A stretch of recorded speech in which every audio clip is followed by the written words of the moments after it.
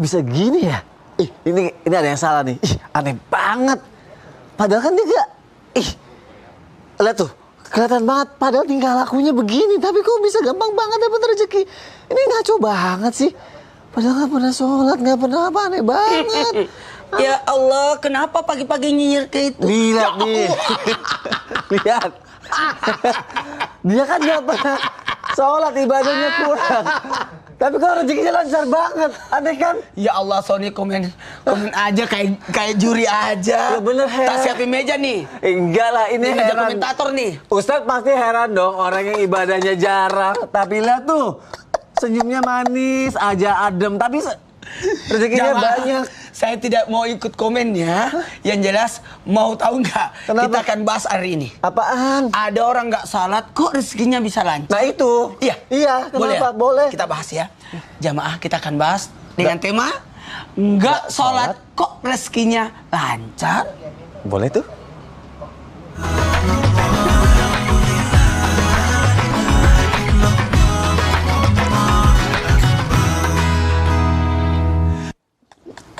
Assalamualaikum warahmatullahi wabarakatuh. Waalaikumsalam warahmatullahi wabarakatuh. Jamaah. Alhamdulillah. Alhamdulillahirabbil alamin. Allahumma sholli ala sayyidina Muhammad wa ala ali sayyidina Muhammad. Alhamdulillah, Masya Allah, Tabarakallah. Kita ketemu lagi di Islam Itu Indah. Ketemu lagi sama guru-guru kita yang Masya Allah sangat kita cintai karena Allah. Kita akan belajar banyak pagi hari ini ya jamaah ya. Karena aku masih terheran-heran banget tuh tadi. Ya aneh gitu. Ustadz siapa sama Ustadz Bani belum tahu kan? Apa tuh? Ada, saya banyak istighfar. tuh. Ada orang yang udah ibadahnya lancar, ibadahnya bagus, tapi rezekinya nggak lancar. Subhanallah. Ada yang udah dia nggak pernah sholat, nggak pernah apa, tapi rezekinya lancar. Ada yang sholat, tapi rezekinya nggak lancar. Tuh gimana konsepnya dalam hidup bisa kayak gitu? Makanya tadi Ustadz Maulana bilang, ya udah bahas aja deh. Tema kita adalah nggak sholat kok rezekinya lancar gitu kan? Aneh Kak. Apa jangan Ustadz pada biasa ya ngeliat yang kayak gitu ya? Orang yang lancar rezekinya, walaupun nggak ibadah. Iya. Ada, pasti ada. Itu gimana sih sebenarnya kalau sholat nih ya? Aku jadi penasaran nih. Patokannya rezeki di dunia itu lancar tuh emang dari sholatnya gitu ya? Oh. Terus karena banyak banget orang yang sholat tapi rezekinya nggak lancar seperti yang tadi aku bilang. Allahu Akbar. Ustadz Syam, coba tolong kasih jawaban. Baik, Ustadz. tapi guruku, Ustadz Maulana, Ustadz Bani, Mas Sony, serta guru-guru kami yang dimuliakan Allah Subhanahu wa Ta'ala. Alhamdulillahirabbil alamin, wassalatu wassalamu ala asyrafil anbiya'i wal mursalin sayyidina Muhammadin wa ala alihi wa sahbihi ajma'in. Asbahna wa asbahal mulku lillahi rabbil alamin, subhanaka la ilma lana illa ma 'allamtana innaka antal alimul hakim. Rabbi shrah li sadri wa yassir li amri wa hlul 'uqdatam min lisani yafqahu qawli waj'al li wazira min ahli, amin amin amin ya rabbal alamin. Jamaah Islam Itu Indah, Bapak Ibu sekalian, para orang tua kami yang dimuliakan Allah Subhanahu wa Ta'ala, serta guru-guru yang sedang menyaksikan Islam Itu Indah. Tentu saja sholat ini adalah sesuatu yang menjadi tolak ukur keimanan seseorang. Ketika dia sudah berikrar bahwa dia adalah orang yang beriman kepada Allah Subhanahu wa Ta'ala, kepada hari akhir, kepada malaikat-malaikat Allah, kepada kitab-kitab Allah, kepada utusan-utusan Allah, kepada takdirnya Allah Subhanahu wa Ta'ala, tentu saja konsekuensinya dia wajib melaksanakan sholat. Namun perlu diketahui bahwa sholat itu adalah salah satu ibadah yang berat sebenarnya, karena Al-Quran mengatakan, ba'da naqul a'udzubillahi minasyaitonirrajim, wasta'inu bis-sabri was-salah wa innaha lakabiratun illa 'alal khashi'in. Salat itu berat kecuali bagi orang-orang yang khusyuk. Wa innaha lakabirah, itu adalah sesuatu yang sangat berat kecuali bagi orang-orang yang khusyuk. Ketika engkau menjauhi kekhusyuan, maka kekhusyuan itu akan menjauhimu, dan itu yang membuat salat itu terasa berat bagi sebahagian orang. Subhanallah. Kalau dikatakan apakah salat itu juga termasuk di antara patokan rezeki? Ternyata ketika Allah Subhanahu wa Ta'ala memberikan kita kesempatan dan izin melaksanakan sholat, subhanallah, dengan sempurna, itu adalah kenikmatan yang luar biasa yang bisa didapatkan di dunia. Kalau kita masih sempat untuk bersujud di bumi manapun kita berada, maka itu adalah rezeki dari Allah Subhanahu wa Ta'ala. Jangan senantiasa mengukur rezeki adalah dengan materi. Ada seorang syekh terjatuh, pingsan, lalu dibawa ke rumah sakit, diberikan oksigen, 3 tabung oksigen. Setelah itu diberikan tagihan. Syekh ini menangis, meneteskan air mata. Kata administrasi rumah sakit, ya Allah, kalau nggak sanggup bayar nggak apa-apa wahai Syekh. Apa kata beliau? Apakah engkau tidak mengenalku? Saya pemilik gedung ini. Saya menangis bukan karena nggak bisa bayar tagihan. Saya menangis karena baru 3 tabung engkau kasih kepada aku harus membayar segitu. Allah tiap hari kasih kepada aku nggak pernah bayar. Subhanallah. Maka rezeki itu nggak bisa diukur dengan materi semata. Kenikmatan dalam sholat. Bahkan Nabi SAW bersabda, kenikmatanku, kesenanganku ada pada sholatku. Sahabat Urwah bin Zubair radhiyallahu anhu warḍah, beliau ketika terkena penyakit kakinya, yang kakinya harus diamputasi, beliau mengatakan jangan pakai obat bius, tapi potonglah kakiku ketika aku sedang sholat. Subhanallah. Jadi ketika disayat kulitnya, beliau masih melaksanakan sholat, melanjutkan. Tapi ketika dipotong tulangnya, beliau jatuh pingsan.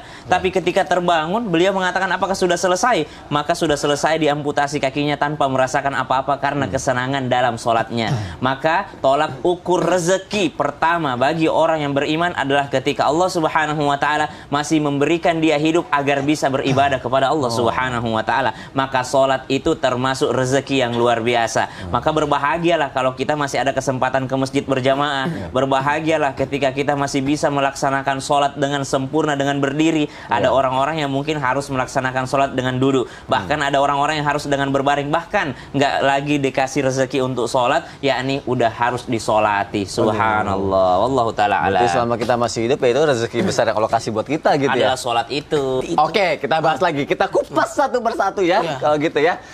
Ada tayangan. Nih, Ustaz-Ustaz pasti kan sering nih kalau misalnya ke Madinah melihat hal-hal seperti ini ya.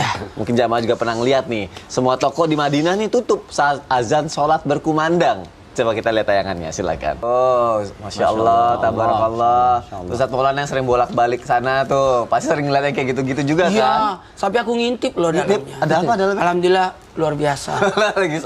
Jualannya, aku kan mau beli, dia tutup. Waduh. Oh, nggak bisa dulu Saya ya, salut, jangan saya dulu. salut. Berarti memang kalau misalnya lagi berdagang apa segala macam, kalau waktunya sholat memang harus ditinggalkan gitu ya? Iya. Tapi kalau kasusnya misalnya ada orang yang kayak segan ngelakuin itu, misalnya di negara kita ya, segan ngelakuin itu karena dia mungkin lagi meeting sama bosnya, aduh udah azan mau ninggalin, nggak enak tuh. Wah, gimana tuh Ustaz Maulana? Oke, saya bahas ya. Ya, silakan Ustaz. Ini Ustaz Bani, Masya Allah, bajunya bagus banget. Ustaz Sam dan Sony, Masya Allah, tabarakallah, luar biasa. Baik, buat semuanya, semangat saya hari ini, puas saya hari ini. Kenapa puas? Karena pas banget ini dibahas. Karena banyak orang menyepelekan sholat. Iya. Ketahuilah bahwasanya salat itu paling utama. Apa tuh? Rukun Islam ada 5. Kalau tidak haji mungkin masih bisa. Oke. Karena tidak mampu. Ya. Tidak puasa mungkin karena lagi kondisinya tidak memungkinkan. Tidak zakat karena memang tidak ada uangnya. Tapi kalau tidak sholat, jatuh kan? Iya benar. Tapi kok itu ditadain di bawah tangan? Enak aja kalau jatuh. Kan biar berasa. Artinya, kalau tidak sholat, mohon maaf, sehingga orang yang tidak sholat hukumannya dihancurkan kepalanya. Pertanyaan Mas Sony, gimana dengan pekerjaan? Ada orang karena meeting dan sebagainya, memang ada pekerjaan yang tidak memungkinkan untuk ditinggalkan, sehingga sholatnya bisa jadi diqadha, atau mohon maaf terpaksa digantikan di saat berikutnya. Pada saat satu kondisi yang tidak memungkinkan karena dia lagi tugas dalam penjagaan, contoh lagi operasi. Ya. Allahu Akbar, dia tinggal. Mati orang. Berkaitan dengan nyawa. Dari sini kita bisa belajar, satu, kondisi pekerjaan yang tidak memungkinkan. Nah, kami di pesantren sudah diajarkan seperti itu praktek. Kita ke pengajian kalau maghrib isya, itu isyanya mundur sampai jam 8. Kenapa? Dan dibiasakan bahwa kalau lagi bahas kitab, bisa jadi mundur sedikit untuk penyelesaian masalah. Karena ini permasalahan belum selesai. Itu yang pertama. Kemudian yang kedua, buat kita lihat dulu kondisi salat apa. Contoh maghrib dan subuh itu jaraknya cuma 1 jam 20 menit. Kalau isya itu memungkinkan panjang karena 9 jam. Kalau yang lain duhur ke asar, asar ke maghrib itu 3 jam. Tapi kalau kondisi maghrib dan subuh, itu kondisi yang sangat tidak bisa lagi. Saya tuh kalau anak-anak, salat, ini maghrib nak. Oh iya bah. Kalau saya bilang, sebutin nama sholatnya. Ini contoh keseharian ya, buat jamaahnya di rumah. Tolong dicamkan ini. Ada dua hal yang harus kita garis bawahi. Satu, kemuliaan salat itu. Sehingga sekiranya engkau lihat kemuliaan salat itu, sebagaimana Sayyidina Umar bin Khattab melihat ada pohonnya, pohon kurmanya diinggapi burung. Dia lihat-lihat, tiba-tiba pas itu pergi ke masjid, orang sudah bubar. Kata beliau, kebun kurmaku saya wakafkan, saya sedekahkan. Bisa nggak pekerjaan digituin? Mungkin. Oh, berarti ada memang pekerjaan penting yang kalau misalnya kita kayaknya nggak dapat waktunya. Kondisi yang tidak memungkinkan kita tinggalkan. Itu boleh. Boleh di kode itu ya. Insya Allah. Terima kasih Ustaz Maulana ya. Jadi artinya gini nih, aku catatnya nih. Dan perintahkanlah keluargamu melaksanakan sholat dan sabar dalam mengerjakannya. Tadi aku pikir tuh yang sobri-sobri itu gitu kan. Nah aku penasaran. Sholat itu melaksanakan sholat dan sabar dalam mengerjakannya. Maksudnya sabarnya itu gimana? Sabar apabila kita udah ibadah tapi ternyata rezekinya tuh belum dapet. Atau maknanya apa sih mengenai sabar itu gitu Ustaz Bani? Mohon penjelasannya dong Ustaz. Siap. Mohon izin guru kami Ustaz Maulana, Ustaz Syam, Mas Soni dan guru-guru kami dimanapun berada. Bismillahirrahmanirrahim. Assalamualaikum warahmatullahi wabarakatuh. Waalaikumsalam warahmatullahi wabarakatuh. Alhamdulillah wassalatu wassalamu ala Rasulillah wa ala alihi wa ashabihi wa mawalah, la haula wa la quwata illa billah. Jadi dalam surat Thaha ayat 132 tadi Mas Soni betul. Allah Subhanahu wa taala berfirman, ba'da a'udzubillahi minasyaitonir rajim, wa'mur ahlaka bis-shalah wastabir 'alaiha. La nas'aluka rizqa, nahnu narzuquk wal 'aqibatu littaqwa. Perintahkan keluargamu untuk melaksanakan salat dan wastabir 'alaiha, bersabar di dalamnya. Apa maknanya? Kalau kata Al-Mawardi dalam An-Nukat wal Uyun, beliau mengatakan semua ketaatan itu bisa kita lakukan dibantu dengan kesabaran. Makanya tadi Ustaz Sam sampaikan di surat Al-Baqarah, salat dikaitkan dengan sabar. Karena ketaatan itu butuh kesabaran. Kalau nggak sabar, ketaatan akan selesai. Karena dia akan kita lakukan sepanjang hayat kita. Itu karenanya Syekh Shalih Al-Utsaimin beliau membagi sabar itu ada 3. Pertama, sabar dalam menghadapi musibah. Yang kedua, sabar ketika menghindari larangan Allah Subhanahu wa taala. Ini nggak boleh, itu butuh kesabaran juga. Dan yang ketiga adalah bersabar melaksanakan perintah Allah Subhanahu wa taala. Bisa tadi, hari ini lagi semangat, besok mungkin kendor. Kemarin lagi luar biasa ibadahnya, sekarang malas. Itu butuh kesabaran untuk menjaga agar tetap istiqomah. Ditambah lagi, saya udah rajin banget sholat Ustaz. Aduh, tapi segini-gini aja nih rezekinya. Mampet segini-gini aja nih, nggak nambah-nambah nih. Sementara si Anu, nggak pernah sholat. Tapi dia rezekinya lancar, itu kan mengganggu juga kesabaran. Maka di situ dibutuhkanlah kesabaran oleh Allah Subhanahu wa taala. Wastabir 'alaiha, sabar kamu tuh, sabar. Maka di ayat sebelumnya tuh kalau kita lihat, wala tamuddanna 'ainaika ila ma matta'na bihi azwaja minhum zahratal hayatid dunya linaftinahum fi. Kata Allah, jangan kau fokuskan pandanganmu kepada kenikmatan yang Allah berikan kepada orang-orang yang tidak beribadah kepada Allah, orang-orang kafir pelaku maksiat. Itu kata Allah zahratal hayatid dunya. Bunga kehidupan. Kata Syekh Muhammad Amin Asy-Syangqiti, kenapa disebut bunga? Bunga itu indah, tapi umurnya sebentar. Paling sehari, 2 hari, habis itu layu, jatuh, dilupakan oleh orang. Jangan kita fokuskan ke situ. Rizki dari Allah lebih besar. Maka kata Ibnu Katsir, kalau orang itu sholat, lalu sabar, istiqomah dia menjaga sholatnya itu, maka pasti Allah jamin rizkinya. Maka dilanjutkan ayatnya, la nas'aluka rizqa. Kami nggak butuh rizki dari kalian, kami butuh kalian taat, sabar aja di situ. Nahnu narzuquk, kami akan kasih rizki. Maka mustahil kata Ibnu Katsir, orang kalau benar taatnya kepada Allah, istiqomah di jalan ketaatan kepada Allah, hidupnya nelangsa, sengsara, itu mustahil. Kalau dia rajin ibadah tapi hidupnya nelangsa, sengsara, berarti ada masalah dalam ibadahnya. Maka ayo kita perbaiki. Mungkin ibadah kita kurang tepat. Banyak kekurangannya, banyak yang menyelisih dari sunnahnya. Atau mungkin motivasinya. Ibadahnya bagus, motivasinya karena ingin mengejar dunia. Meskipun kata Syekh Nawawi Al-Bantani, boleh orang ibadah dalam rangka mengharapkan dunia. Daripada dia datang ke dukun, daripada dia minta ke kuburan, mendingan dia tahajud. Itu bagus. Tapi itu adalah motivasi paling rendah. Yang paling tinggi adalah kita cari wajah Allah, ridhonya Allah. Allah itu maha baik, semua dikasih oleh Allah. Yang taat, yang tidak taat, yang tidak taatnya dikasih, apalagi yang taat, insya Allah dimudahkan urusannya. Motivasi yang rendah aja dikasih ya sebenarnya. Iya betul. Sebenarnya kalau kita mau sabar dalam diri sendiri aja kan udah susah ya. Betul. Apalagi sabar kadang nyuruh orang sholat gitu juga kadang kan lebih susah lagi. Betul. Tapi Ingat ya, Sony. Apa? Orang sholat itu nggak boleh disuruh-suruh. Hah? Nggak boleh Iya, disuruh. nggak boleh. Orang sholat nggak boleh haram. disuruh-suruh. Karena dia lagi sholat. Wah, kirain apa? Kena loh. Aduh, iya juga ya. Tapi kalau lagi nggak sholat, supaya sholat, Ustaznya pernah nyuruh adiknya nggak? Nyuruh Cerita aku adek. jadi adiknya, cerita Oh, aku jadi adik. ceritanya. Aku jadi adiknya. Coba, Lagi coba, saya coba, sholat. coba. Lagi main nih. Lagi main. Dek, ayo sholat dulu, Dek. Aisyah. Oh, Aisyah. Kan Adik, yang ayo Sasam sholat punya dulu. adik Aisyah itu. Iya. Lucu adiknya yang Sasam itu. Iya. Aisyah. Dek, ayo sholat dulu, Dek. Udah, nanti aja. Nggak mau sholat. Itu jawaban kalau virus ngajakin sholat. Enggak. Mendalami banget kayaknya. Itu kayak gitu kalau. Kagak, bukan. Kalau Abang Ijaz, ayo Dedi sholat kayak Kagak itu gitu. nyontohin. Udah coba jangan kemana-mana tetap Iya kan? di itu. Kagak acting. Jamaah alhamdulillah acting. Ih, kalau kakak Ijaz Enggak benar, gitu bukan. ya.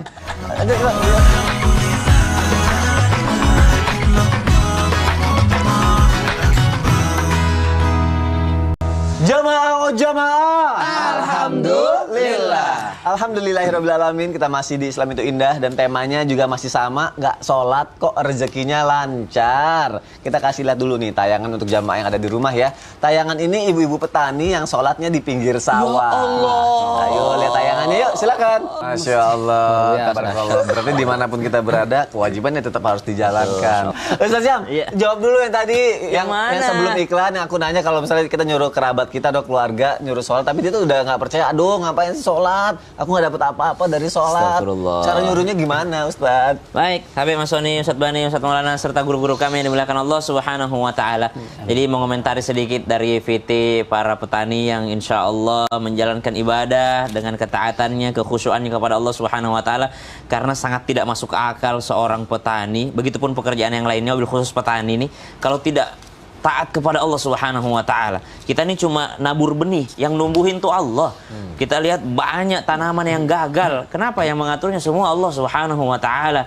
Kita ini ikhtiar aja subhanallah. Maka sangat tidak masuk akal seseorang yang bersandar kepada Allah Subhanahu wa taala tapi tidak mau taat atas perintah Allah Subhanahu wa taala. Apalagi kalau sudah saling menzolimi sesama petani, saling menzolimi sesama pekerjaan. Begitu pula dengan para pekerja subhanallah. Kita ini kerja, usaha kita terbatas. Yang tidak terbatas itu adalah pemberian Allah Subhanahu wa taala. Maka sangat tidak wajar sebagai seorang yang berikhtiar di dunia ini untuk kehidupannya agar selamat di dunia dan akhirat itu tidak taat kepada Allah Subhanahu wa taala atau tidak mau beribadah kepada Allah Subhanahu wa taala. Pertanyaan selanjutnya, kalau ada orang seperti itu bagaimana cara menasehatinya? Maka dakwah itu kan senantiasa kita hubungkan dengan undangan. Undanglah orang ila sabili rabbik, kepada jalan Tuhanmu ya. Dalam Al-Qur'an disebutkan ba'dana qul a'udzubillahi minasyaitonir rajim.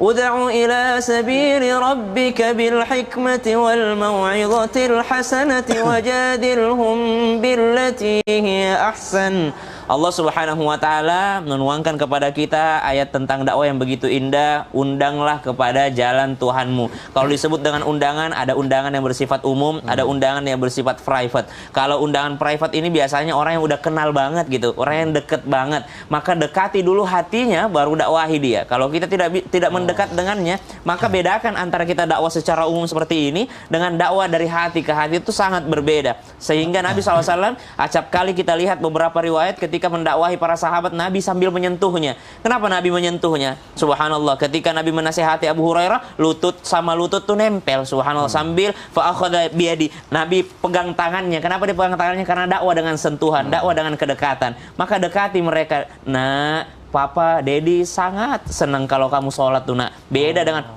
sholat kau, game mulu kau ya. Sebab beda sekali rasanya. Digituin nama disentuh. Nah, Dedi senang banget kalau kamu sholat. Itu namanya dakwah. Ila sabili rabbi, kepada jalan Tuhanmu. Ayatnya tidak mengatakan dakwahilah kepada surga, dakwahilah menuju Tuhan, tidak. Tapi jalannya aja yang dikasih lihat. Jalannya, ini jalannya. Kamu lihat nah itu, kamu senengkan sama CR7. CR7 itu orang susah dahulu, tapi karena ikhtiarnya, usahanya, dia bisa sukses sampai sekarang. Ya tidak jauh-jauh orang yang berusaha maksimal itu mesti, apalagi orang yang beriman. Kita ini orang beriman bukan hanya mengandalkan usaha, tapi mengandalkan Allah Subhanahu wa taala. Uda ila sabili rabbik bil hikmah wal mau'izatil hasanah, dengan nasihat yang indah. Wajadilhum billati hiya ahsan. Ayat ini diakhiri dengan mengatakan inna rabbaka huwa a'lamu biman dhalla an sabili. Hanya Tuhanmu yang tahu yang mana yang tersesat. Jadi kalaupun ada saudara kita yang subhanallah masih sulit kita ajak untuk berbuat baik, masih sulit untuk kita ajak beribadah, jangan langsung dikatakan dia adalah orang yang sesat, dia adalah orang yang tersesat. Tidak, tapi itu semua kembali kepada Allah Subhanahu wa taala. Tugas kita mengajaknya, tugas kita mendakwahinya, memberikan contoh-contoh real, memberikan apa yang dia senangi, apa yang menjadi motivasinya. Walaupun tadi dikatakan motivasi terendah adalah dunia, tapi berikan motivasi akhirat untuk mereka semua. Nabi SAW berdakwah kepada orang-orang baik saja itu butuh usaha, apalagi kita subhanallah berdakwah dengan saudara-saudara kita. Masya Allah, dekati hatinya baru nasihati dia. Betul, dari hati ke hati. Dari hati ke hati. Usahakan dengan sentuhan. Makasih ya Ustaz. Siap, sama-sama Sony. Kalau ada yang kita nggak dapat dari apa kita sholat, berarti nggak sempurna gitu katanya sholatnya. Atau ada yang harus diperbaiki gitu. Tadi sempat bilang kayak gitu kan. Mungkin nggak ketidaksempurnaan itu dari gerakan sholat juga bisa gitu, sehingga akhirnya iya kan, jadi sehingga gerakannya salah gitu, jadi akhirnya nggak dapat apa yang dimau gitu. Mungkin nggak Ustadz Bani, atau harus seperti apa Ustadz Bani? Mau penjelasannya dong? Guru kami Atau makna di balik gerakan sholat? Iya, maknanya itu apa? Mohon izin guru kami Ustadz Syam, Ustadz Maulana, Mas Sony dan guru-guru kami dimanapun berada. Bismillah, wassalatu wassalamu ala rasulillah wa ala alihi wa ashabihi umawalah la hawla wa la quwata illa billah. Memang Masya Allah, kalau kita saja ke manusia nih, misalnya kita butuh sesuatu sama seseorang, kata dia, saya akan kasih, tapi tolong kamu sapu dulu nih. Misalnya, Iya, bener. saya datang ke Ustadz Maulana, Ustadz saya butuh uang, boleh nggak? Saya kasih Ustadz, tapi tolong sapuin ini. Saya sapuin, tapi sekedar aja. Udah Ustadz tuh, tolong dong. Kira-kira dikasih nggak? Enggak. Nah, berarti jangan-jangan memang bukan sholat yang bermasalah, tapi kita menunaikan sholatnya itu yang bermasalah. Mungkin terburu-buru, tidak ada penghayatan. Padahal kalau kita selami makna sholat itu, Masya Allah, jauh luar biasa. Itu membuat kita sangat merasa dunia ini seolah-olah tidak ada apa-apanya ketika kita sudah menghambakan diri kita kepada Allah Subhanahu wa taala. Kita perhatikan misalnya nih dari bacaan saja. Surat Al-Fatihah itu kata Rasulullah sallallahu alaihi wasallam dalam hadis qudsi, Allah Subhanahu wa taala berfirman, qasamtu baini wa baina abdi fi salati, qasamtu shalah baini wa baina abdi. Aku bagi salat itu antara aku dengan hambaku. Ketika kita itu baca Fatihah itu dialog kepada Allah. Kita ngobrol sama orang hebat, orang mulia, tokoh, artis, orang yang kita senangi, itu sudah nyaman, ngobrol saja. Ini bagaimana kita ngobrol, berdialog kepada Allah Subhanahu wa taala. Ketika kita baca alhamdulillahirabbil alamin, kata Allah, hamidani abdi, hambaku memujiku. Ketika kita bilang ar-rahmanir rahim, asna alayya abdi, hambaku menyanjungku. Ketika kita baca maliki yaumiddin, maka kata Allah Subhanahu wa taala, majjadani abdi, hambaku mengagungkan dan memuliakanku. Ketika kita baca iyyaka na'budu wa iyyaka nasta'in, di situ Allah katakan hadza baini wa baina abdi wa li abdi masal. Ini antara aku dan hambaku, setelah ini apapun yang dia minta aku akan berikan kepadanya. Apa yang kita minta? Ihdinas siratal mustaqim, bukan mudahkan rezekiku, bukan lancarkan bisnisku, bukan banyakin duitku, besar rumahku, bukan, tapi ihdinas siratal mustaqim. Karena tadi saya sampaikan, kita nih berada dalam siratal mustaqim, jalan yang lurus, berada dalam ketaatan, itu nikmat yang luar biasa. Mungkin orang bisa punya segala-galanya, tapi kalau dia tidak gunakan dalam rangka taat kepada Allah, maka semua yang dia punya tidak mendatangkan rasa bahagia dalam hati dia. Apa yang kita cari dalam hidup ini? Bahagia. Siapapun dia, yang dicari kebahagiaan. Maka kita lihat ada orang kaya iri dengan orang miskin. Orang miskin ingin hidup kaya. Orang dewasa ingin seperti anak-anak. Anak-anak seperti orang dewasa. Begitulah kehidupan ini. Kenapa? Dia belum dapat bahagia di sini. Tapi kalau dia sudah dapat ketenangan, kebahagiaan, Masya Allah, dia udah nggak lagi perlu lihat sana sini. Nah, sholat bagi kita takbiratul ihram, Allahu Akbar. Itu momentum pemasrahan diri kita kepada Allah. Ya Allah, banyak masalah dalam hidupku. Ya Allah, berat yang menghimpit bebanku ini, ya Allah. Tapi aku pasrahkan semua kepadamu. Engkau jauh lebih besar dari semua masalah yang ada di sini. Begitu kita berdiri, itu istiqomah di jalan Allah Subhanahu wa taala, itu sebagai simbol bahwa apapun masalah dalam kehidupan ini, aku masih tetap bisa berdiri di hadapanmu, ya Allah. Berat, sulit, bahkan mungkin tak ada yang bisa aku jadikan sandaran. Tapi kalau aku sudah berdiri di hadapanmu, ya Allah, aku bisa kembali berdiri. Aku masih bisa optimisme bahwa aku bisa menemukan jalan keluarnya. Itu yang tadi Allah katakan, wa may yattaqillaha yaj'al lahu makhraja. Kalau orang takwa taat kepada Allah, mungkin awalnya nggak tahu apa solusi dalam hidupnya, tapi Allah akan bimbing. Allah akan kasih lihat, ini solusimu. Masya Allah. Maka ayo kita pahami salat ini, kita nikmati. Maka Rasulullah SAW katakan kepada Bilal ketika minta untuk iqamah itu, arihna ya Bilal bisalah. Kalau bahasa kita terjemahannya sekarang, Bilal, ayo ajak kita healing. Jadi sholat itu healing. Maka tadi Ustaz Sam ceritakan, ada sahabat mau diamputasi, itu nunggu sholat. Bahkan ada yang terkena anak panah. Ya. Itu kan anak panah kan ujungnya tajam tuh. Kan Ya. nggak bisa ditarik, mesti didorong ke depan. Sampai tembus, itu ketika sholat. Masya Allah. Itu healing apalagi tuh yang begitu luar biasa. Jadi Dahsyat. nikmatin sholatmu, sempurnakan gerakanmu, nanti Allah yang bimbing kemana jalan kita yang Masya terbaiknya Allah, gitu ya. Betul, insya Allah. Masya Allah. Terima kasih Ustaz Bani ya untuk penjelasannya ya. Dan semoga terjawab jamaah yang ada di rumah ya. Kalau masih belum puas, oke, aku bacain pertanyaan dari jamaah aja ya. Yuk kita masuk ke segmen Tanya Dong Ustadz. Kami semua tanya dong Ustaz. Masya Allah, tabarakallah. Ada pertanyaan dari Instagram Budiman322. Assalamualaikum Ustadz, mau bertanya. Waalaikumsalam Assalamualaikum warahmatullahi warahmatullahi wabarakatuh. Jika ada orang tua yang nggak pernah sholat terus wafat, terus sang anak buat amal soleh di dunia atas nama orang tua tersebut, Ustadz, itu gimana tuh Ustadz Maulana? Nggak ada pertanyaan. Jawabannya gini. Pertanyaannya apa ya? saya luruskan dulu. Oke. Mungkin yang dimaksud ini seperti ini. Boleh nggak kita berbuat amal yang diniatkan kepada orang tua kita, padahal orang tua kita itu tidak pernah sholat? Nah, yang penting ada syahadatnya. Yang penting dia Islam. Yang penting dia beragama Islam. Yang penting dia punya keyakinan, keimanan. Kalau dia tidak sholat, bukan orang kafir kan? Dia tetap Muslim, tapi fasik.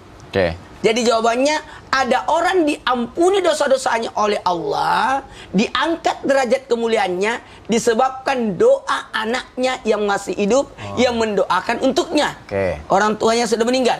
Jadi boleh badal haji, boleh badal umroh, boleh berniat berpuasa untuk membayar utang puasa orang tuanya, boleh wakaf, boleh jalin silaturahmi. Banyak yang bisa diamalkan. Jadi jawabannya boleh. Sampai sholat itu juga boleh. Boleh. Wah, berarti nanti orang sholatnya ngelakuin anaknya gitu. Ya. Terus anaknya nggak dapat pahala dong buat orang tuanya? Dia tetap dapat. Oh, dapat juga? Ketika orang bersedekah dengan niat untuk orang tua, dia dapat, orang tuanya dapat. Oh gitu, Masya Allah. Terima Dia kasih. naik haji, Iya. niatkan untuk orang tuanya, dia dapat pahala haji dan orang tuanya pun dapat pahala haji. Masya Allah. Tapi harus haji dulu. Harus aja. Haji keduanya baru. Masya Allah. Oke, terima kasih Ustaz Maulana dan semoga terjawab ya Budiman ya. Kalau gitu aku bacain lagi nih pertanyaan selanjutnya dari Instagram. Oh, BCL fans. Masya Allah. Wih. BCL fans guys. Sony katanya. Sony? Lagunya BCL. Sani. Berasa dipanggil, aku tuh kalau lagu itu berasa dipanggil. Langsung gini, iya BCL gitu. Kalau dia lagi nyanyi lagu itu tuh. Assalamualaikum warahmatullahi wabarakatuh, Ustaz dan Ustazah. Meski nggak pernah sholat, tapi segala kegiatannya diberikan kemudahan oleh Allah.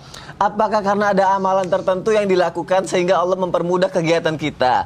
Atau karena ada orang lain yang mendoakan kita sehingga kita bisa seperti ini meskipun kita nggak pernah sholat? Oh, berarti kayak gitu ya. Coba aku mau butuh jawabannya melalui tausiah ya, Ustaz Syam ya. Baik, saudara Rahman Tabe Guru Ustaz Maulana Ustaz Bani, Mas Soni serta guru-guru kami dan penanya yang dimuliakan Allah Subhanahu wa taala. Jadi dalam Al-Qur'an kalau dikatakan rezeki itu kan bertingkat-tingkat. Ba'da naqul a'udzubillahi minasyaitonir rajim. Wa ma min dabbatin fil ardi illa 'ala Allahi rizquha wa ya'lamu mustaqarraha wa mustawda'aha. Kullun fi kitabim mubin. Yang dihidupkan sama Allah Subhanahu wa taala udah pasti udah dikasih rezekinya sama Allah. Sama kayak janin dalam kandungan itu nggak kerja tapi tetap ada asupan makanan baginya melalui plasenta. Ketika dia lahir dia nggak kerja tapi dapat air susu daripada ibunya. Dia tetap dapat rezekinya. Itu udah standar rezeki lah udah. Tapi kalau naik lagi levelnya dalam Al-Qur'an surah An-Najm ayat 39 Allah katakan wa allaysa lil insani illa ma sa'a. Dan manusia tidaklah diberi kecuali sesuai dengan usahanya. Jadi ikhtiar itu juga menentukan hasil. Ada orang yang berusaha semaksimal mungkin, kerja lembur, insya Allah dapat bonus lembur gitu ya. Double degree biasanya juga agak naik juga penghasilannya. Dia punya pangkat yang lebih juga naik juga penghasilannya, tunjangannya juga naik gitu. Jadi sesuai dengan usaha. Tapi ada lagi level di atasnya. Wa il ta'adzana rabbukum la in syakartum la azidannakum wa la in kafartum inna 'adzabi lasyadid. kalau pandai berterima kasih, pandai bersyukur, maka akan ada bonusnya dari Allah Subhanahu wa taala. Ini bukan hanya berlaku bersyukur kepada Allah, tapi ketika dia pandai berterima kasih kepada manusia, biasanya itu ada bonusnya dari Allah Subhanahu wa taala melalui tangan manusia. Makanya tidaklah disebut bersyukur malam yashkurin nas lam yashkurillah. Tidak tahu terima kasih kepada manusia itu berarti tidak bersyukur kepada Allah Subhanahu wa taala. Tapi bagi orang yang beriman, level rezekinya itu berbeda. Kata Al-Qur'an, "Wa may yattaqillaha yaj'al lahu makhraja wa yarzuqhu min haitsu la yahtasib wa man yatawakkal 'ala Allahi fa huwa hasbuh." Orang yang bertakwa itu level rezekinya adalah dari jalan yang tidak dia sangka-sangka. Dan orang yang bertawakal hanya kepada Allah, bukan bertawakal pada pekerjaannya, bukan bertawakal pada kemampuan dirinya, bukan bertawakal pada skill yang dia miliki, tapi dia tawakalnya kepada Allah Subhanahu wa taala. Karena ada juga orang tawakal, tapi tawakal sama pekerjaannya, tawakal sama dirinya, tawakal sama kemampuannya, tawakal sama skillnya, tawakal sama pangkatnya, tawakalnya kepada Allah Subhanahu wa taala, fa huwa hasbuh, maka dia Allah yang akan mencukupkan. Kalau ditanya apakah seseorang yang tidak pernah beribadah tapi rezekinya lancar bisa menjadi ada amalannya yang lain? Tentu saja ini kita bantah 100% karena amalan yang pertama dihisap sama Allah Subhanahu wa taala adalah salat. Runtuh semua amalan yang lain kalau tidak ada salatnya. Salat kenapa tidaklah disebut dengan salat kecuali dia adalah dari kata silat. Silah ataupun tali hubungan. Orang yang memutuskan hubungan dengan salat berarti dia sedang memutuskan hubungan dengan Allah Subhanahu wa taala. Amalan yang lain tidak terhitung kalau dia tidak salat. Maka tidak usah cari amalan lainnya. Kayaknya saya mau ngamalin apa yang diamalkan orang itu. Dia nggak salat tapi dia kaya raya. Jangan-jangan ada amalannya yang lain. Saya mau ngamalin yang itu aja. Oh, tentu saja runtuh amalan yang lain kalau orang tidak salat. Yang kedua, apakah bisa jadi dari doa orang lain? Nah, kalau ini bisa jadi. Doa orang tua kepada anaknya, doa anak kepada orang tuanya, doa guru kepada murid, doa murid kepada gurunya, doa seorang yang sembunyi-sembunyi terhadap saudaranya, itu adalah doa yang diijabah oleh Allah Subhanahu wa taala. Mungkin ada yang mengatakan, ya Allah panjangkan umurnya, rezekinya lancarkan ya Allah supaya panjang umurnya supaya nanti bisa sholat di akhir hidupnya. Bisa saja seperti itu. Kalau doanya seperti sebaik itu ya baru bisa ya. Terima kasih ya Ustaz ya. Semoga terjawab juga ya jawabannya ya para fans dari tadi itu ya. Baik. Ustaz Bani, sini deh, izin deh mau tanya. Gimana? Tadi kan kalau nggak ada amalan lain selain sholat kan yang bisa buat kita maksudnya nambah rezeki apa segala macam. Tapi di Islam tuh ada ini nggak sih kayak 7 turunan gitu. Jadi makanya dia nggak sholat tapi karena memang udah takdirnya kayak 7 turunan, jadi dia tetap kaya aja gitu. Ini mohon maaf nih Mas Sony, bukannya sombong ya. Buyut saya itu memiliki kekayaan sampai 7 turunan. Oh ya? Masalahnya saya turun ke-8. Ya. Jadi udah nggak dapat ya. Iya. Nah, apaan? Kita bahas setelah yang satu ini insyaallah. Ya Allah. Ya udah kita bahas yang mengenai 7 turunan tuh bener apa enggak ya? Iya. Tetap di Islam itu indah. Jamaah, oh jamaah. Alhamdulillah.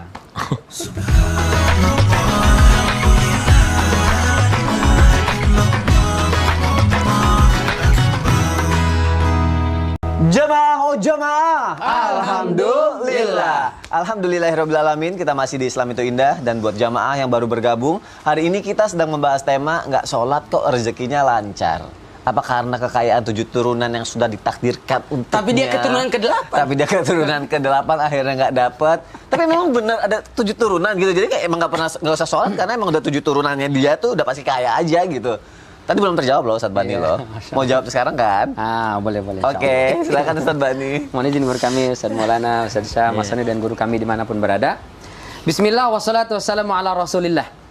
Pertanyaannya, kenapa 7 turunan ya? Kenapa nggak sampai 8, 9, 10 gitu? Iya. Kok kaya selalu mentoknya di angka 7? Nah, itu gimana tuh?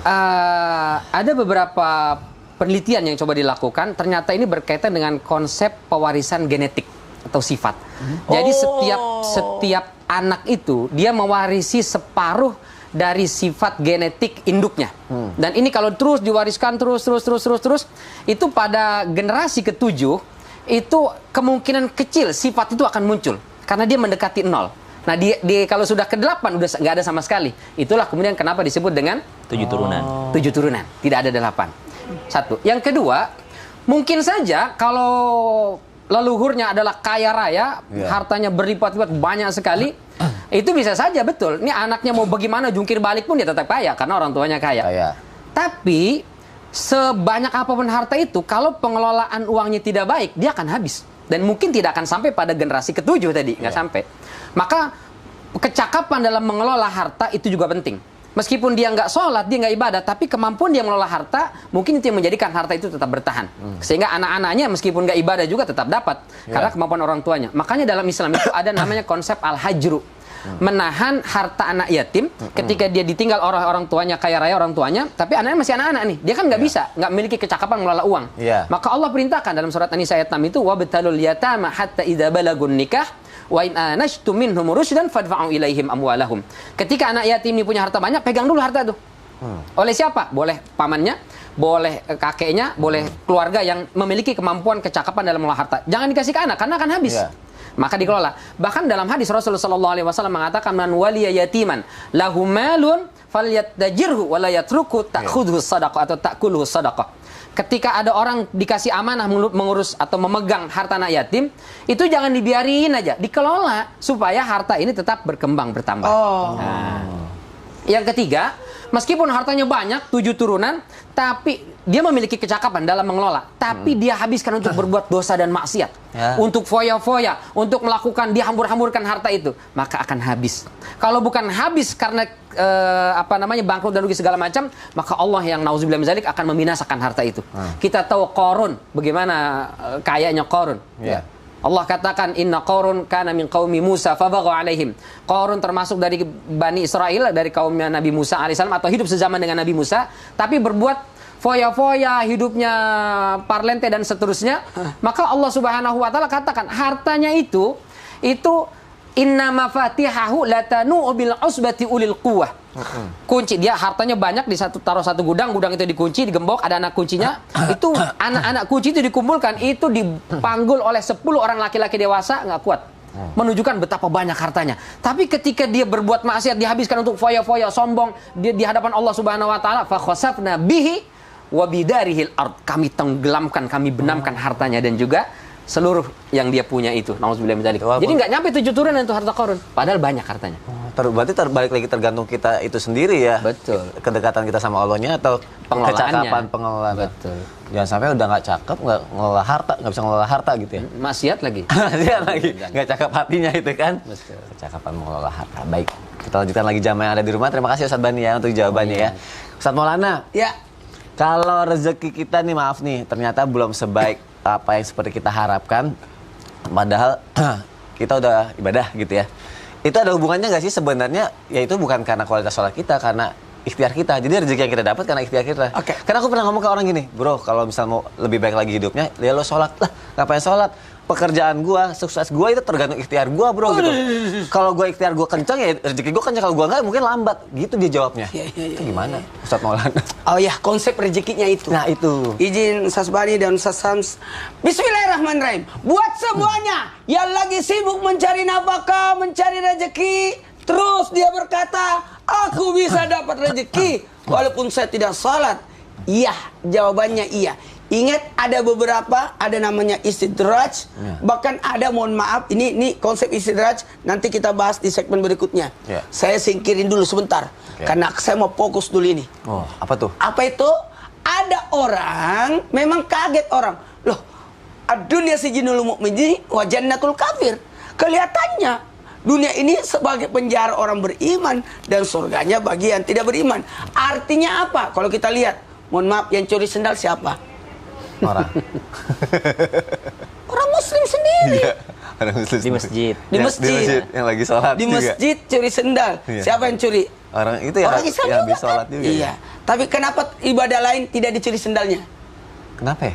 Karena dia tidak buka sendal. Oh iya. Aduh, hari ini Ustaz Maulana lebih lucu lagi. Nah, buat kita semua, maaf. Konsep rezekinya ini, ada rezekinya tidak berkah. Keberkahan ini yang kita harapkan. Keberkahan ini kita harapkan. Dengan rezekinya dia merasakan nikmatan. Makanya ketika konsep rezeki itu, kita berkata rezeki kekayaan, konsep kekayaan, harta, rezeki, karunia, tenteram, dan nikmat. Ya kayak gitu. Ada orang menikmati. Ada orang tidak bisa menikmati rezeki itu. Coba lihat. Ada orang, mohon maaf, dia punya naik sepeda saja, tapi dia ketawa sama suami istri. Coba, ada orang di mobil mewah bertengkar, nggak bekus apa. Coba, ada orang sepiring berdua suap-suapan. Ada orang besar sekali mejanya, sampai istrinya di sana duduk, suaminya di sini karena mejanya panjang. Coba, ini konsep yang luar biasa. Saya pernah datang ke rumah seseorang, di anaknya banyak, dan maaf rumahnya, masya Allah, bisa dikatakan mana bisa muat dia. Ya Allah, ini artinya bentuk rezeki yang berberkah, ziyadatul khair, bertambahnya kebaikan. Ini yang kita harapkan. Mohon maaf, konsep pemikiran rezeki ini harus diperbaiki. Konsep perbaikan rezeki. Ingat, harta dicari, tapi rezeki datangnya dari Allah. Sekali, mungkin yang dimaksud itu adalah harta, bukan rezeki. Bisa deh. Mohon maaf, tubuh ini akan dimakan cacing tanah, harta akan jadi perdebatan.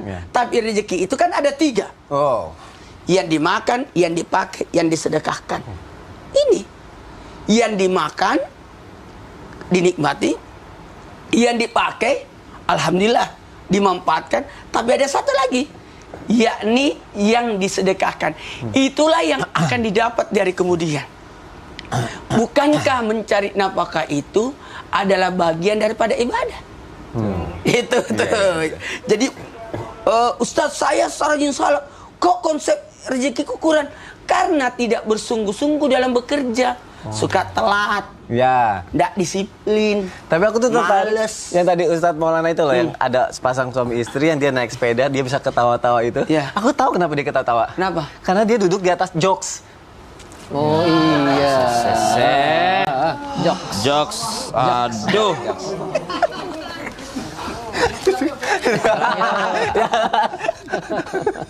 Oke, lanjut lagi aja ya. Gitu ya. Terima kasih. Ada jokes di sini. Ini tahu nggak? Apa? Ini konsep komedi yang lebih intelektual. Cuma orang bisa berpikir jernih. Oh iya. Terima kasih guru-guruku untuk jawabannya ya. Kita lanjutkan lagi jamaah yang ada di rumah ya. Kali ini kita juga pengen tahu dong, kenapa nih kita udah ibadah, kita udah sholat, tapi kok rezeki belum sampai kita gitu. Ustadz Syam, bisa nggak kita tahu apakah sholat kita, ibadah kita tuh sebenarnya sampai nggak sih ke Allah gitu? Maksudnya diterima nggak sih? Sebenarnya itu bisa ketahuan nggak apa emang tertahan di langit aja, makanya rezeki nggak turun ke kita gitu? Bisa tahu nggak sih, maksudnya biar kita nggak salah paham juga sama Allah gitu? Baik, bismillahirrahmanirrahim. Tabe, Ustadz Bani, Ustadz Maulana, Mas Soni, serta guru-guru kami yang dimuliakan Allah Subhanahu wa Ta'ala. Kalau dikatakan hubungannya sholat dan rezeki, sebenarnya ada memang, tapi bukan berarti hubungannya adalah kaya gitu. Karena para ahli sholat itu ashabus sholat, itu juga disebut ashabus suffah, mereka itu miskin. Ya, Nabi SAW juga dalam keadaan sederhana, bahkan kalau diukur tempat tidurnya segala macam jauh daripada kesan kemewahan baginda Nabi SAW. Padahal yang paling benar sholatnya ya baginda Nabi SAW. Tidak ada yang mengalahkan benarnya sholatnya Rasulullah SAW. Tapi kalau dikatakan ada nggak ciri-ciri diterima atau tertahannya ibadah sholat ini, senantiasa dihubungkan dalam Al-Quran ba'da naqul a'udzubillahi minasyaitonirrajim. فَإِذَا طَمَأْنَنْتُمْ فَأَقِيمُوا الصَّلَاةَ إِنَّ الصَّلَاةَ كَانَتْ عَلَى الْمُؤْمِنِينَ كِتَابًا مَوْقُوتًا.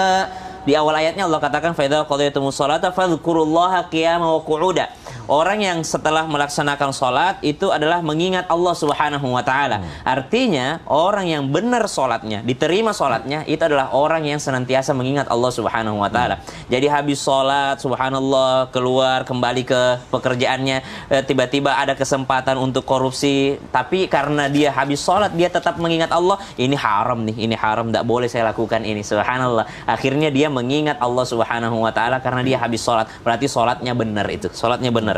Yang kedua, inna sholata tanha 'anil fahsya'i wal munkar. Sholat yang benar itu mencegah daripada perbuatan keji dan mungkar. Kembali lagi, orang yang benar sholatnya akan terhindar daripada perbuatan-perbuatan keji dan mungkar. Dan ayat-ayat tentang sholat dalam Al-Quran selalu juga dikaitkan dengan zakat.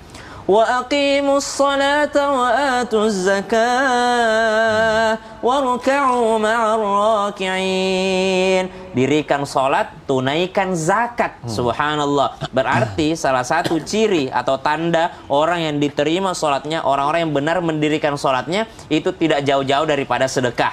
Berarti rezeki yang dimaksud berhubungan dengan sholat adalah rezeki yang disedekahkan. Adalah ketika seseorang berinfak, ketika seseorang bersedekah. Karena ya percuma juga kalau harta diberikan sama Allah Subhanahu wa taala dengan sholatnya, tapi harta tersebut tertahan pada dirinya, tidak memberikan hak-haknya orang miskin, tidak memberikan hak-haknya orang yang mesti dinafkahi. Berarti yang dimaksud orang kaya dengan sholatnya, rezeki lancar dengan sholatnya adalah mereka yang mendirikan sholat sekaligus menambahnya dengan wa'atuz zakah, menunaikan zakatnya. Mendirikan sholat senantiasa menunaikan zakat. Namun sekali lagi, sholat diterima dan tidak diterima itu adalah pengetahuan Allah Subhanahu wa taala. Nggak boleh kita ngejudge orang lain, percuma dia sholat, subhanallah. Ya, dia tidak diterima juga sholatnya itu. Kita bisa menghukumi secara fikih mungkin, mengatakan nggak wudu tadi, belum berwudu, sholat dalam keadaan tidak suci. Secara fikih kita bisa mengatakan sah tidak sah, tapi secara diterima atau tidak diterima itu adalah haknya Allah Subhanahu wa taala. Tidak boleh kita menilai orang lain. Kita menilai diri kita sendiri. Kenapa ya saya habis sholat tapi tetap zalim terhadap orang lain? Kenapa ya saya habis sholat tapi tetap berbuat keji dan mungkar? Berarti ada yang salah dengan sholatnya. Bisakah menjadi penyebab tertahannya rezeki? Maka rezeki kalau diukur dengan materi tetap ngalir rezeki itu. Tapi kalau rezeki diukur dengan kekhusyuan dan ketaatan, maka bisa jadi tertahan rezeki kekhusyuan itu. Wallahu taala. Cuma Allah yang tahu ternyata ya. Siap. Terima kasih Ustaz Siap, sama-sama. Penjelasannya semoga terjawab ya jamaah yang ada di rumah ya. Sekarang jamaah ada pertanyaan lagi nih, kita masuk lagi yuk ke segmen Tanya Dong Ustadz. Kami semua tanya dong Ustadz. Masya Allah, tabarakallah. Kali ini pertanyaannya dari Instagram @fandi_akhriante. Hari ini hebat ya, menunjukkan namanya semua nih. Tentang sholat. Mantap. Tentang sholat soalnya ya. Assalamualaikum Ustadz. Waalaikumsalam warahmatullahi wabarakatuh. Saya mau bertanya, misalnya contoh saya dan teman saya berbuat maksiat. Teman saya itu maaf non muslim, tapi rezekinya beliau itu mengalir deras. Itu kenapa ya Ustadz? Non muslim ya. Padahal kan saya sama dia berbuat maksiatnya barengan. Waduh. Terima kasih Ustadz. Wassalamualaikum. Cemburu atau gimana? Cemburu padahal maksiatnya barengan. Kok dia rezekinya lebih banyak nih? Padahal dia non punya muslim. warisan. Dia punya warisan. Anda tidak. Apakah 7 turunan? Oke, dijawab oleh tausiah Ustadz Bani. Silakan. Allah, izin guru kami Ustaz Maulana, Ustaz Syam, Mas Soleh, dan guru-guru kami dimanapun berada. Saya ingin menyambung tadi hadis ini disampaikan oleh guru kita Ustaz Maulana, riwayat Imam Muslim, dunia sijnul mu'min wa jannatul kafir. Dunia itu laksana penjara buat orang beriman dan laksana syurga buat orang kafir. Suatu hari Ibnu Hajar Al-Asqalani, beliau berangkat dari rumah ke tempat qadhi, tempat mahkamah gitu. Beliau kaya raya, rumahnya megah, kendaraannya mewah, berangkat itu. Di tengah jalan dicegat oleh seorang, mohon maaf, Yahudi buta. Yahudi miskin dan tua. Kata Ibnu Hajar, sebentar, ada apa? Nabimu dusta katanya. Kok bisa Nabi saya dusta? Dia bilang ad-dunya sijnul mu'min wa jannatul kafir. Kata nabimu itu, dunia ini penjara buat orang beriman dan surga buat orang kafir. Menurut definisi kalian, saya ini kafir, ente beriman. Tapi lihat faktanya, ente kaya raya, ane hidupnya melarat, melangsa. Berarti kan nggak benar nabimu. Masya Allah. Gimana jawabnya kita tuh ya? Bingung. Tapi Ibnu Hajar Al-Asqalani beliau mengatakan, yang saya dapat sekarang nih, harta yang banyak ini, jika dibandingkan apa yang akan saya dapat besok di akhirat, nggak ada apa-apanya. Ini laksana di penjara. Sementara Anda sekarang meskipun hidupnya melarat, hidupnya mungkin di pinggir jalan, tapi Anda masih bisa tidur, masih bisa makan. Jika dibandingkan dengan besok apa yang ente dapat di neraka, ini laksana surga. Oh gitu ya? Oh, akhirnya dia, yaudah kalau gitu saya masuk Islam aja deh. Masuk Islam. Jadi kenapa kok misalnya mohon maaf pelaku maksiat atau mohon maaf misalnya non muslim mereka hidupnya kaya raya, pertama tadi boleh jadi konsep mencari rezekinya dia bagus. Yang kedua ini menunjukkan sifat rahmannya Allah bahwa semua dikasih oleh Allah Subhanahu wa taala. Dan saking rahmannya Allah ini kata Allah dalam surat Az-Zukhruf ayat 33, laula ayyakuna nas ummatan wahidah la ja'alna liman yakfuru birrahmani suqufan min fiddah libuyutihim suqufan min fiddah wa ma'arija 'alaiha yazharun. Sekiranya bukan karena khawatir orang ini nanti sepakat pada kafir semua, pasti orang-orang kafir yang tidak beriman kepada Allah, yang pelaku dosa maksiat, dibikin kaya raya, rumahnya mentereng terbuat dari emas dan perak. Kenapa? Karena besok nggak dapat lagi mereka. Kita di dunia ini dapat dan besok akan dapat. Nah, tapi menarik. Ya berarti kafir aja nanti. Nah, itu yang Allah katakan. Maka jangan sampai kehidupan mereka, kemewahan mereka, kaya raya, hartanya banyak, itu membuat kita tertipu. Fala yaghrurka taqallubuhum fil bilad. Jangan kalian tertipu, jangan kalian iri dengan mereka yang hidupnya kaya raya, mondar-mandir dari keluar negeri ke sana kemari, karena itu semua mereka dapatkan di dunia, besok mereka nggak dapat lagi. Dan bisa saja buat Allah orang yang sholat dikasih rezeki yang banyak. Bisa saja. Semakin banyak sholatnya, semakin banyak hartanya. Tapi efeknya apa? Nanti orang akan banyak yang sholat, tapi tidak ada yang mengenal Allah. Kenapa? Karena sholatnya untuk harta.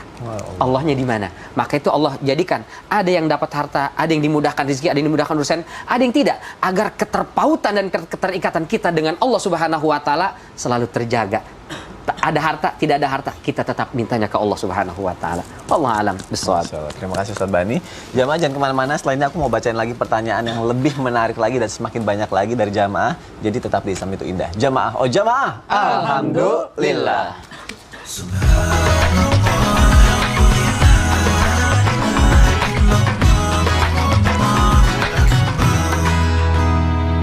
Jamaah, oh jamaah, alhamdulillah. Alhamdulillahirrabbilalamin. Kita masih di Islam itu indah. Dan langsung aja ya, aku bacain lagi pertanyaan dari jamaah. Yuk kita masuk lagi ke segmen Tanya Dong Ustadz. Kami semua tanya dong Ustadz. Ada pertanyaan lagi dari Instagram @haikalputraplg nih. Apa nih, pulang kali ya.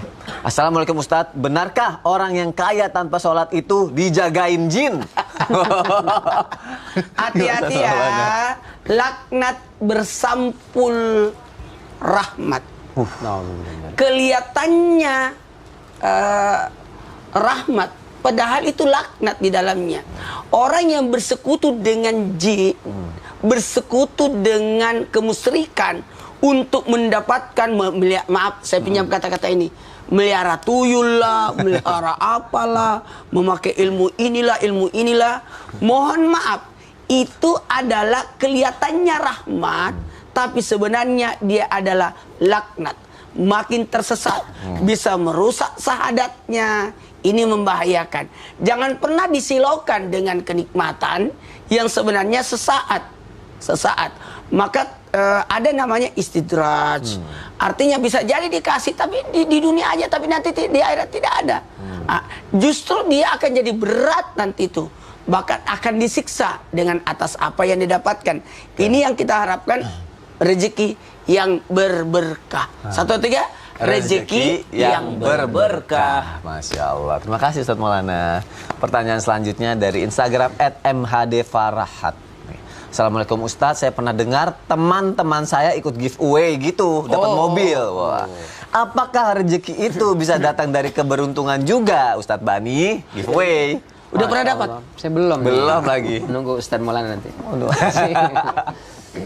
Wallahu alam, sependek pengetahuan kami yang sangat terbatas, Islam tidak mengenal istilah keberuntungan. Karena segala sesuatu itu berdasarkan takdir. Dalam riwayat Imam Muslim, Rasulullah SAW mengatakan, Innallaha kataba maqadiral khalaiq qabli an khalaqas samawati wal ard bi 50,000 sanah. Allah Subhanahu wa Ta'ala menakdirkan atau mencatat semua takdir makhluk. Jadi makhluk yang pertama diciptakan adalah pena. Kata Allah, uktub, tulis. Apa yang saya tulis ya Allah? Uktub ma huwa kainun ila yaumil qiyamah. Catat semua yang akan terjadi sampai hari kiamat. Kapan itu terjadi? 50,000 sana, 50.000 tahun sebelum Allah ciptakan jagat raya. Jadi nggak ada istilah keberuntungan. Itu semua adalah sesuai dengan takdir Allah. Itu sejak zaman azali, diperbaharui ketika kita usia 4 bulan di kandungan, itu takdir per individu, per personal. Nah, itu dalam hadis arba'in, dan kemudian selalu diperbaharui setiap tahun ketika Lailatul Qadar. Terima kasih guru-guruku, terima kasih jamaah sudah bertanya di Islam itu indah. Sekarang jamaah kita sama-sama akan mendengarkan muhasabah dan juga dilanjutkan doa yang akan dibawakan oleh Ustaz Syam. Silakan. Bismillahirrahmanirrahim. Jamaah Islam itu indah dimuliakan Allah Subhanahu wa Ta'ala. Sayyidina Utsman bin Affan radhiyallahu anhu warḍah semenjak masuk Islam setiap Jumat membebaskan budak. Subhanallah. Ya Allah. Harga budak itu tidak murah, mahal. Berarti di garis bawahi Sayyidina Utsman bin Affan radhiyallahu anhu adalah sahabat Nabi yang kaya raya. Hartanya sangat banyak sekali. Begitu pula sahabat Nabi yang lainnya. Tapi apa coba? Mereka menjaga sholatnya. Ada yang miskin, jaga sholatnya sahabat Nabi yang miskin. Ada sahabat Nabi yang kaya raya, menjaga juga sholatnya. Intinya apa yang menjadi posisi kita selama itu mendatangkan rahmatnya Allah Subhanahu wa taala, selama itu mendatangkan ridhonya Allah Subhanahu wa taala, itu adalah rezeki yang sangat besar. Itu adalah rezeki yang luar biasa. Selama pekerjaan itu adalah mendatangkan ridhonya Allah, itu adalah pekerjaan yang luar biasa. Sahabat Nabi tadi diceritakan mewakafkan kebun kurmanya agar mendapatkan ridho Allah Subhanahu wa taala. Ada juga sahabat Nabi membeli sumur agar mendapatkan ridhonya Allah Subhanahu wa taala. Intinya salat itu agar mendapatkan ridhonya Allah Subhanahu wa taala, bukan ukuran rezeki materi, bukan ukuran daripada materi yang kita punya, bukan ukuran rumah yang besar, rumah yang mewah, kendaraan yang mewah, tapi ukurannya adalah ridhonya Allah Subhanahu wa taala. Mari menjadi hamba Allah Subhanahu wa taala yang senantiasa terhubung dengan Allah dengan cara menyambung silah hubungan dengan Allah dengan cara salatnya dijaga. Bismillahirrahmanirrahim. Alhamdulillahirabbil alamin. Allahumma shalli ala sayyidina Muhammadin nabiyil ummi wa ala alihi wa sahbihi wa sallim. Rabbana taqabbal minna innaka antas samiul alim. Ya Allah, terimalah seluruh amal ibadah kami, terima salat kami ya Allah, seandainya di dalamnya masih ada ketidakkhusyuan ya Allah. Wa tub alaina innaka antat tawwabur rahim. Ampuni dosa kami jikalau kami masih tergolong orang-orang yang lalai dalam salat kami ya Allah.